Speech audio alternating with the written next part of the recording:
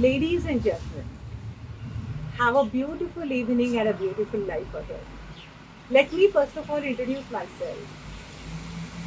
I am a mother to more than 3,000 children and a proud grandmother of 77 grandchildren. Let me introduce my children also to you and their achievements. First of all, I would like to talk about TechVision. It's a software company and they're working with a US based company called Bodu Tech in Insight Academy, wherein we train our children in the use of computer very professionally and proficiently. They can literally dismantle and reboot the computer for us. They also know programming languages like C, C++, Oracle, Java, VB. You just name and they know it. They are mastered it. Third, very important aspect of their contribution to this world is the chocolate factory.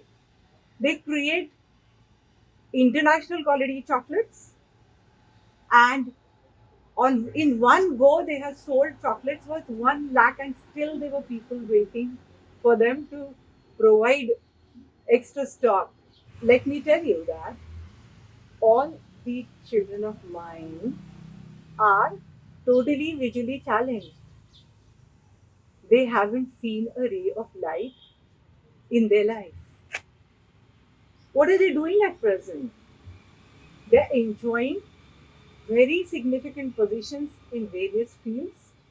They're the blasters, Sachin Tendulkars of uh, banking field. They are bankers. They're legal advisors, CEOs of the company, software developers, teachers, counselors. You just name the field and they are there. They have created robot on their own. They can trek, they can climb, they have done rappelling and rock climbing. In sports, they have created history. They have won the trophy and the World Cup for India many a time. In chess, not only they can play chess themselves, but they are training people from countries like Australia. They are national level swimmers in Nivan. In dancing, they have done career and they have danced with Shamak Dawa. They can draw. They have planted trees. This is our CSR activity of Nivan, guys. There is 1% club that has been created in Nivan that has that is contributing back to the society in the sense that whatever proceeds they get from the sale of chocolates, it is very professionally run unit by the children. That 1% club contributes to organizations that work for autism or schizophrenia, cancer affected children. So we haven't forgotten the world that had denied all these opportunities to my children. They also donate blood and save lives. So now let me take you back to the concept of Nivan. What is so unique about Nivan? You must have heard about blind schools. There are hundreds and hundreds of blind schools everywhere. And the children till the age of 18 are properly taken care of under the shade of the school. The only problem is when the children walk out of the school, they have nothing that can give them a ray of hope in life. There is darkness within and darkness without, because as per the rule of the government, after the age of 18, they are left to fend for themselves without any skill set. And where do they go and what do they do with their lives? Because their families do not want them in the family fold. And the society doesn't want them in the social fold, thinking that they are non productive parts of this society. And they come from the strata of society that is below our definition of poverty. So they are unwanted, but they are wanted for certain things. They are used for malpractices. Boys for a different reason, and my heart goes for my girls. They are used for a different purpose. These are the children with whom I had to deal with. And how did all this journey start? Let me take you on the journey back to 1996. You will have to travel in age with me. Let's go to the blind school at Koregaon Park. Just curiosity took me to the doorsteps of the blind school. My husband used to donate money and blood on the eve of his birthday. And way back in 1996, myself, being a teacher of English at the school and at the college level, had left my career behind for 14 long years to take care of the family responsibilities. And I had okayed a job in the college. So there was uh, only one slot left for me wherein I could go with him and just peep into the school and find out what my husband was doing all these years, even when there was a dearth of money with us. So when I went to the school, I saw a big lineup of small kids. Just they had just joined the school, and one of them came and dashed against me. The child hugged me and started crying, thinking I was the mother of the homesick child. I just bent down and tears started rolling down my eyes. I took the child in the fold of my arms. I walked out of the school, a completely transformed human being. I told my husband, I don't want to take up the job. I really want to do something for these kids. And he said, I'm proud of you because it is easy to donate money. You are ready to give a slice of your life to the cause. Go ahead. And it was an unwritten contract between him and me that he will be earning money and I'll be spending it for a good cause. That is how the whole story of Nivan started.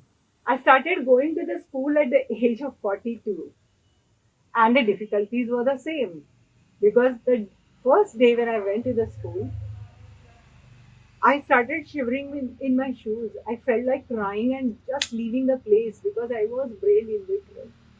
The children sense something, smart guys. They said, ma'am, don't worry. We will teach you brain. And that is how the role reversed. They did not want to leave their student from the school. And I started going to the school on a regular basis. That's where, for 3 long years, we were great friends. But somehow my dream of the Visually Challenge was shattered in totality. Because the dream I saw of the visually challenged world itself was faulty. The children could tell lies, they could steal. Can you believe they could copy? And they also wrote the love letters. They must have repented because I could read them now. They had taught me Braille, and they had just the basic knowledge of Braille, but I had mastered it by putting charts everywhere, here and there in the house, and learning those 63 combinations. And the typical bureaucratic framework of the school was suffocating me. I couldn't make a change to their lives at all. So I walked out of the school thinking I'll never go back to this world again. But things were not to take a different turn, a very different turn. One day, when I opened the door of my house, I saw Siddha, one of my students from the school, who was standing at the doorsteps. He was a complete human skeleton, and I thought that he would breathe his last any moment. The fate was the same, that of all the visually challenged students who walked out of the school. His parents had discarded him right at the birth at the school and never tried to contact him again in his life. He somehow grew up and reached the age of 18 and he was thrown out. So he had to spend 3 long weeks on the footpath of one garden. But till date, I'm very proud of the fact that, that he did not go a begging. I fed him and then it struck me that he needed a mother. That is how this whole story of Nivan started. I had to start with toilet training, can you believe? Because nobody had told him what culture means and how would society accept him if he had such problems.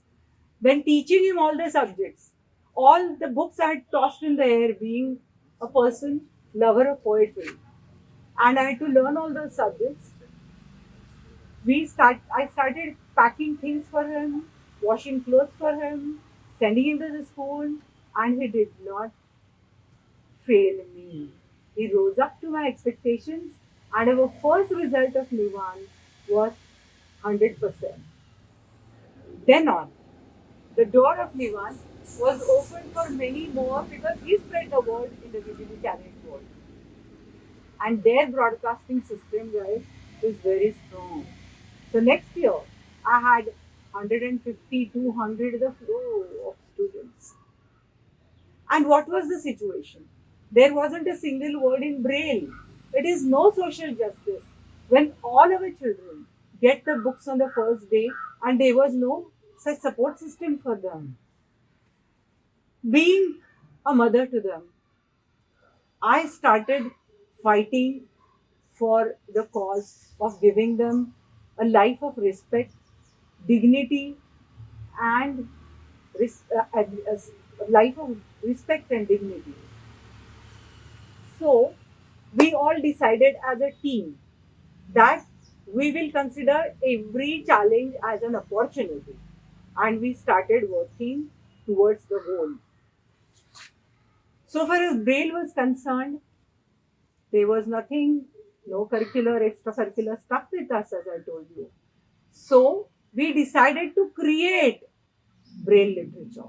I had to go to colleges to meet the heads of the departments, vice chancellors, and tell them that they should be given an opportunity. Career paths were laid for them, everything according to their passion and everything according to their requirement. Everything was very properly laid out.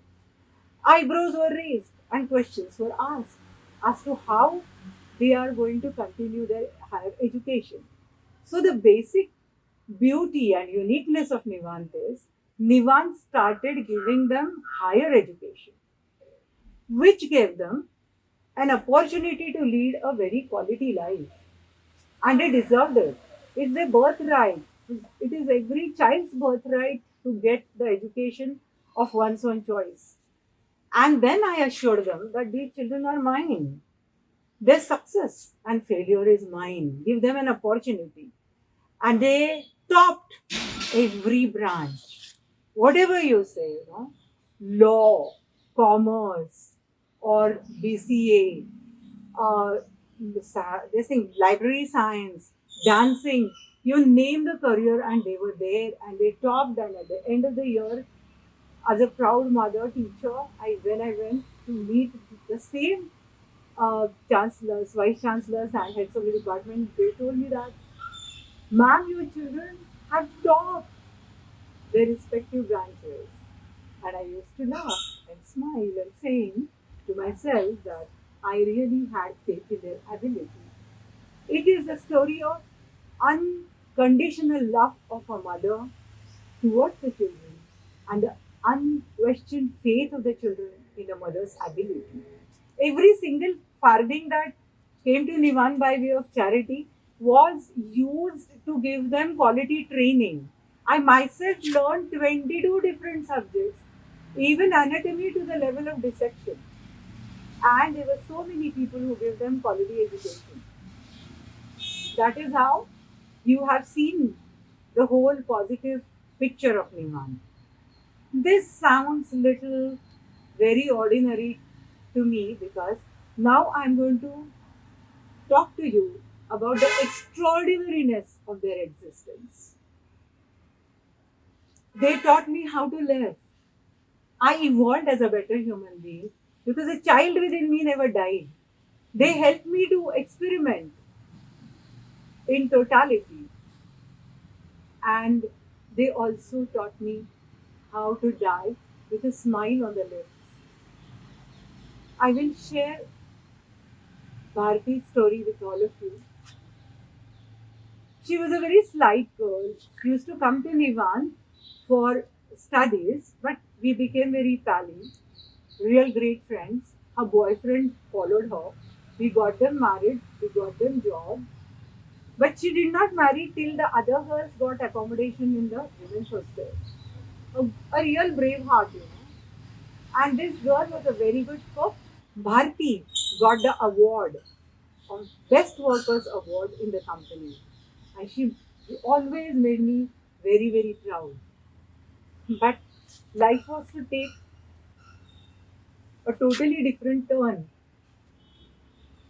In 25 years, once I tried to go to Pajgani because it was 24 by 7 by 365 days work. One teacher and 200 children, and in 25 years the calculation is multiplied by 3000. When I went to Pajgani, I had heard that Bhati wasn't well. I visited her, and the doctor assured that there is nothing very seriously wrong with her. So right there, I got a call. I was crying all the in the journey, and people repented for having taken me on a holiday. I just received a phone call from my doctor friend saying that Bharti's both kidneys are not functioning. It's a complete renal failure. Because her husband called me up and said, "Ma'am, she's not listening to anybody. She's not taking the first cycle of dialysis also." So I asked Bharti, do you love me? Please have one dialysis session from me. Please wait for me. And when I came back, I went to the hospital, sat next to her, and that smart girl, when she opened her eyes, the frail, fragile body of hers, she just asked me whether, "Ma'am, do you love me?" I just couldn't say anything. I just held her hand and I kissed her on her forehead. And Bharti said, "These are my last three wishes. Take me home, ma'am. I want to be in the company of my family members, that is Nivan. Get my husband married to another visually challenged girl and place somebody else in my place, a visually challenged girl, give her a job." And she died with a smile on her lips. I'm so proud of you, Bharti, because death be not proud. You said that death should not be proud. Until date, motherhood is eternal and you are eternal. So, ladies and gentlemen, this is the story of Nivan. In life and in death, they have given me an opportunity to lead a life that is completely fulfilled. So, let us all say along with them that life is beautiful. May all beings be happy. Bhavatu Sabba Mangala.